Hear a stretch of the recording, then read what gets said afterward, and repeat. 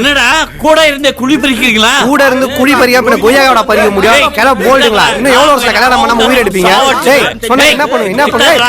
டேய் யார் மேல மானபங்கம் படுத்திடுவேன். டேய் இருங்க நான் ஜட்டி போட்டு வந்துறேன். ஐயோ ஜட்டி எங்க இருக்குன்னு தெரியல.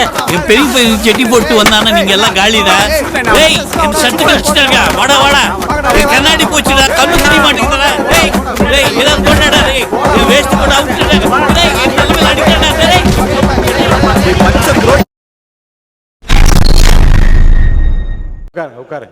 மாண்புமிகு உறுப்பினர் கேள்வி கேட்டிருந்தாரு. இந்த திட்டத்தை கைவிட்டுட்டீங்க, கையகப்படுத்திய நிலத்தை என்ன பண்ண போறீங்கன்னு. மாற்று தொழில் திட்டங்கள் மக்களை பாதிக்காதவாறு கையகப்படுத்தப்பட்ட நிலங்களில் செயல்படுத்தப்படும். இதன் மூலம் தொழில் வளர்ச்சி மற்றும் வேலை வாய்ப்பு, பொருளாதார வளர்ச்சி இப்பகுதியில் ஏற்படும். அதை விட இவ்வளோ நேரம் பத்திரிகை, அந்த பத்திரிகையில எழுதப்பட்ட ஒரு தவறான செய்தியை இங்க எடுத்துட்டு படிச்சு நம்மளுடைய தமிழ்நாடு எங்கேயோ போய்கிட்டு இருக்குன்னு தப்பான ஒரு நோக்கத்தை நீங்க சொல்லக்கூடாது.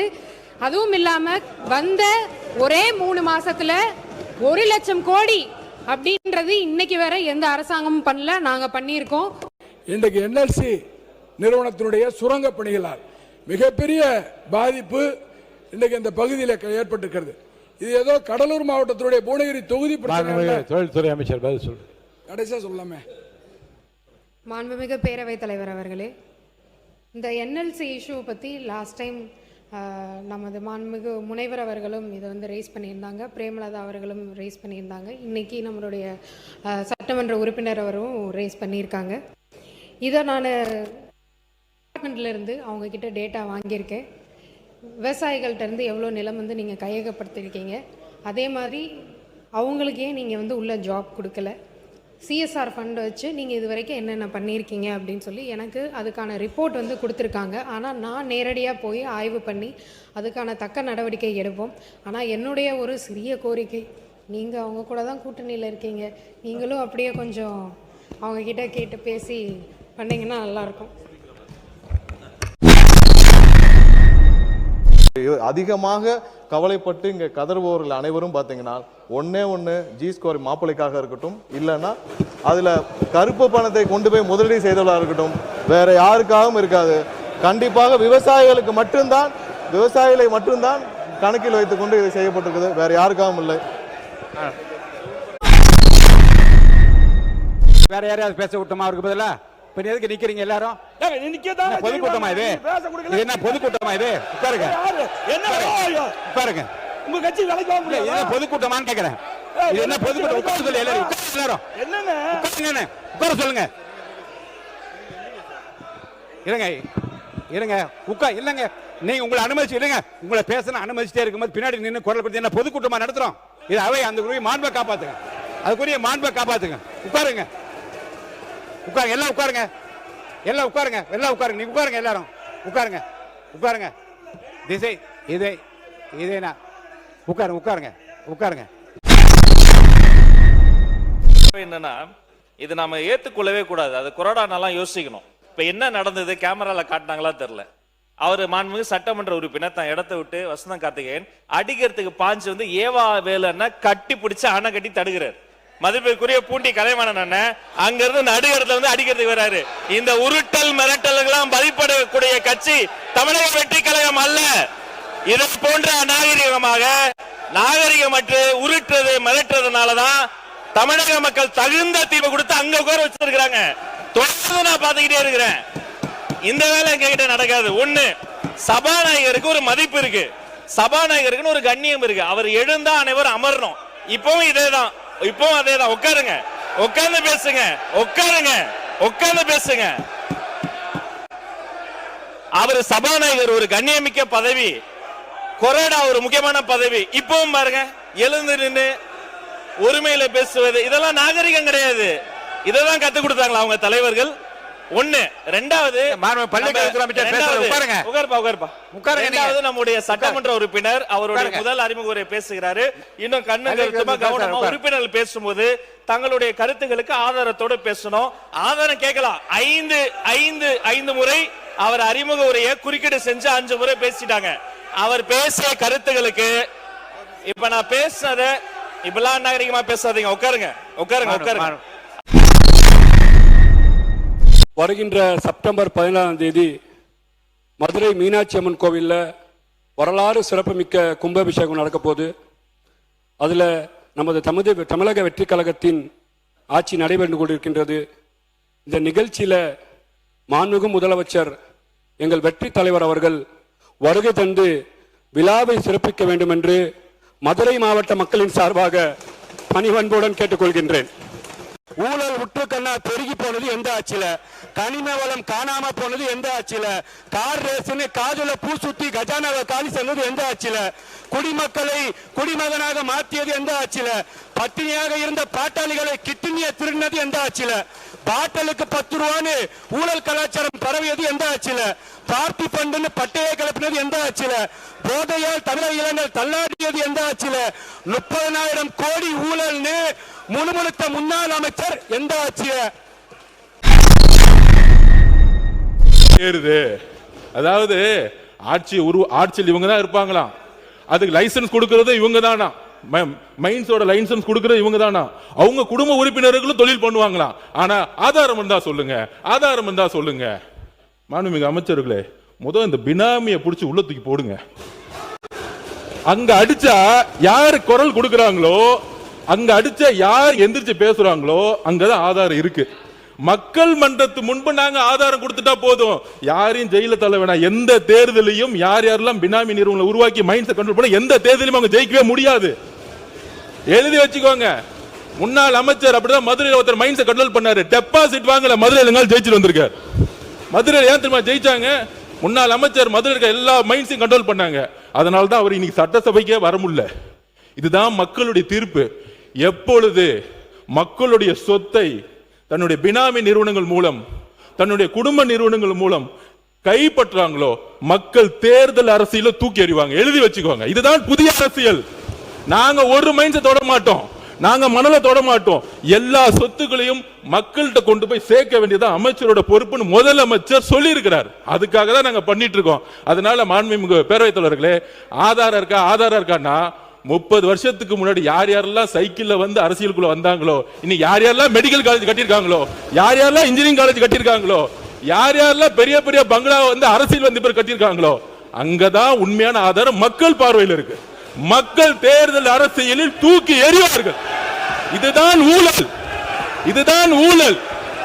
இந்த ஊழல் சாம்ராஜ்யத்தை ஒழிக்கிறதுக்கு ஆதாரம் தேவையில்லை, மக்களே முடிவெடுப்பாங்க. நீங்க ஒன்னு எழுதி வச்சுக்கோங்க. அண்ணா பிறந்த ஊர்ல காஞ்சிபுரத்துல திமுக ஒரு தொகுதி கூட ஜெயிக்கல. இதுதான் ஆதாரம். பதட்டமாவாதீங்க. மலையை பத்தி பேசினா மணலை பத்தி பதட்டம் பாத்தீங்கன்னா தைரியமா பேசுறேன், எனக்கு ஒன்னும் பிரச்சனை இல்ல. புரியுங்களா? நான் எந்த கட்சி பேரையும் பேசல, எந்த கட்சியை பத்தி நான் பேசல, எந்த கட்சி பேரையும் பத்தி பேசல, எந்த கட்சி பேரையும் பேசல. பொருளாதார கொள்கை தமிழக வெற்றி கழகத்துடைய புதிய ஆட்சி, எங்களுடைய முதல்வர் என்ன செய்ய விரும்புகிறாருங்கிறத நான் பதிவு பண்றேன். அதனால தான் எந்த கட்சி பேரும் சொல்ல.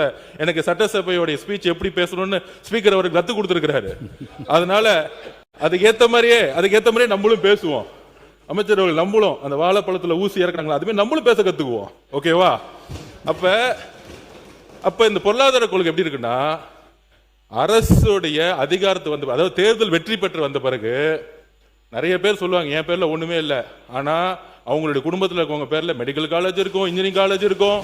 இது எல்லாம் எங்கிருந்து வந்துச்சுன்னா, இந்த மாதிரி மலைகளையும் இந்த மாதிரி மைன்ஸ்லையும் பினாமிகளை போட்டு, அதுல இருந்து சட்டம் சொல்லுது 10 அடி எடுக்கணும்னா 50 அடி கல் எடுக்கிறது, 50 அடி எடுக்கிறதுல 200 அடி கல் எடுக்குது. என்னென்ன ஃபைன் போட்டுக்கோங்க. கூடு சீக்கிரத்துல முதலமைச்சர் பண்ணுவார், எல்லாத்துக்கும் ஃபைனும் போடுவாரு, கைதும் பண்ணுவாரு, எல்லாமே நடவடிக்கை இருக்கும். ஆனால் நான் என்ன சொல்ல வரேன்னா, முதல்ல இந்த அரசியல் ரீதியாக வெற்றி பெற்ற பிறகு முன்னாள் அமைச்சர்களுடைய பினாமியா இருக்கக்கூடிய இந்த மலைகள்லாம் இருக்கு பாருங்களா, மக்களுடைய சொத்துக்களா மாற்றம், அதான் அமைச்சர் வந்து முயற்சி செஞ்சிட்டு இருக்காரு.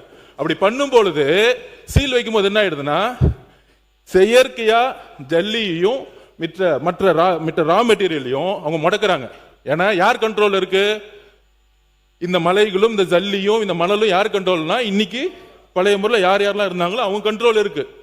இவர் சீல் வைக்க போனா உடனே சல்லி கிடைக்காம பார்க்க, அப்ப ரேட் ஏறுது. உடனே இங்க இருந்தே நிறைய பேர் மெம்பர் சொல்றாங்க, நீங்க சீல் வைக்கிறதுனால ஜல்லி ஏறுது, மணல் விலை ஏறுது, கல்லு விலை ஏறுது. அதாவது ஆட்சியில் இவங்க தான் இருப்பாங்களாம், அதுக்கு லைசன்ஸ் கொடுக்கறது இவங்க தானா, மைன்ஸோட லைசன்ஸ் கொடுக்கறது இவங்க தானா, அவங்க குடும்ப உறுப்பினர்களும் தொழில் பண்ணுவாங்களாம். ஆனா ஆதாரம் இருந்தா சொல்லுங்க. மாண்புமிகு அமைச்சர்களே, முதல் இந்த பினாமியை பிடிச்சி உள்ள தூக்கி போடுங்க. அங்க அடிச்சா யாரு குரல் கொடுக்கறாங்களோ, அங்க அடிச்சா யார் எந்திரிச்சு பேசுறாங்களோ அங்கதான் ஆதாரம் இருக்கு.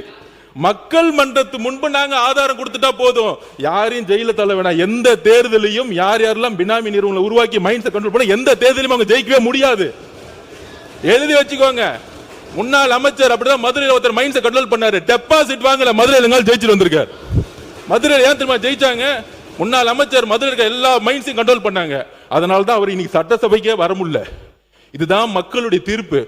எப்பொழுது மக்களுடைய சொத்தை தன்னுடைய பினாமி நிறுவனங்கள் மூலம், தன்னுடைய குடும்ப நிறுவனங்கள் மூலம் கைப்பற்றாங்களோ, மக்கள் தேர்தல் அரசியல தூக்கி எறிவாங்க. எழுதி வச்சுக்கோங்க. இதுதான் புதிய அரசியல். நாங்க ஒரு மைண்ட்ஸை தொட மாட்டோம், நாங்க மணலை தொட மாட்டோம். எல்லா சொத்துக்களையும் மக்கள்கிட்ட கொண்டு போய் சேர்க்க வேண்டியதான் அமைச்சரோட பொறுப்புன்னு முதலமைச்சர் சொல்லி இருக்கிறார். அதுக்காக தான் நாங்க பண்ணிட்டு இருக்கோம். அதனால மாண்புமிகு பேரவைத் தலைவர்களுக்கு மதியானம் 12:30 மணிக்கு வந்து பரந்தூர்ல இருந்து எல்லா விவசாயிகளும் எங்களோட முதலமைச்சரை வந்து பார்த்தாங்க. அதனால தான் நாங்க ஒரு பிரேக் எடுத்துட்டு போனோம். நானு, மூத்த அமைச்சராக கூடிய ஆனந்தன், நிர்மல்குமார் அவர்கள் எல்லாரும் போனோம். அழுத கண்ணீரோட சொன்னாங்க, எங்களுக்கான சுதந்திரத்தை, எங்களுக்கான வாழ்க்கையை எங்களுடைய முதலமைச்சர் நீங்க கொடுத்திருக்கீங்க. இதை எந்த காலத்திலும் நாங்க மறக்க மாட்டோம். இது பரந்தூர் மக்களுடைய விவசாய பிரச்சனை மட்டுமல்ல, இது மேல்மாலிருந்து ஒட்டுமொத்த விவசாயிகளுக்கான குரலாக இந்த ஆட்சி இருக்கும். ஆனால் கடந்த 2 நாட்களாக நான் பார்க்கிறேன், சில உறுப்பினர்கள், நான் முன்னிலையில் அமர்ந்திருக்கின்ற மூத்த உறுப்பினர் நான் குறிப்பிட மாட்டேன், பின்னாலே இருக்கின்றவர்கள் தங்கள் இருப்பை காட்டிக் கொள்வதற்காக இருபுறமும் மேலே ஏறி வந்து எல்லைகளை தாண்டி, இருக்கைகளை தாண்டி வந்து தாவி குதிப்பதும், கையை நீட்டிக்கொண்டு ஓடி வருவதும், தகாத வார்த்தைகளாலே காதுகள் கேட்கக்கூடாது, இந்த அவையில் கேட்கக்கூடாத வார்த்தைகளை ஒருவருக்கொருவர் வார்த்தைகளை வீசிக்கொள்வதும் மிகுந்த மன வருத்தத்தை எனக்கு ஏற்படுத்தி, பார்க்கின்ற மக்களும் இதை பற்றி என்ன நினைப்பார்கள் என்ற கவலையும் எனக்கு இருக்கிறது. என்ற நேரடி ஒளிபரப்பு போய்கொண்டே இருக்கிறது. இதில் சாதாரணமாக மிக அமைதியாக இருந்த, நான் பெயர் சொல்ல விரும்பாத ஒரு உறுப்பினர் கூட, இன்றைக்கு பேரறிஞர் அண்ணாவின் பெயரை தாங்கி இருக்கிற அந்த உறுப்பினர் கூட இன்றைக்கு முதல் வார்த்தை அவர் வாயிலிருந்து வந்தது. நான் நினைத்தேன், இவர் கூட இப்படி பேசுவாரா நினைத்தேன். அப்புறம் இந்த பக்கம் பார்த்தால் அதே வார்த்தையில் திருப்பி வார்த்தை வருகிறது. முன்னாலே வராதீர்கள் என்று சொன்ன பிறகு நம்முடைய உறுப்பினர் ஆஸ்டின் அவர்கள் எனக்கு இருக்கை விட்டு எழுந்து வந்து இன்னும் அந்த எல்லையை தாண்டுவாரோ என்ற கவலையில் நான் ஆழ்ந்து கொண்டிருக்கிற அளவுக்கு வருகிறார். நான் எதை சாதிக்கப் போகிறேன், இது எதை நோக்கி இது போய்கொண்டிருக்கிறது, எண்ணத்தையும் உங்களுக்குள்ளே நீங்கள் வைத்துக்கொள்ள வேண்டும் என்று நான் கேட்டுக்கொள்கிறேன். இது முறையல்ல. என்னை பொறுத்த வரைக்கும் யாரையும் இந்த அவையை விட்டு இந்த பேரவைத் தலைவர் அனுப்பினார் என்கின்ற அந்த வருத்தத்திற்குரிய செய்கைக்கு நான் ஆட்பட்டு விடக்கூடாதே என்று கவலையில் சொல்கிறேன். மாண்பு பேரவைத் தலைவர் அவர்களே, எங்களுடைய வேட்பாளர் அருண் வாபஸ் பெற்றார். அது குதிரை பேரம் இல்லையா? அது குதிரை பேரம் இல்லையா? அவை முன்னவர் இருங்க, நான் சொல்ல உட்காருங்க, அவங்க மட்டும் பேசட்டும்.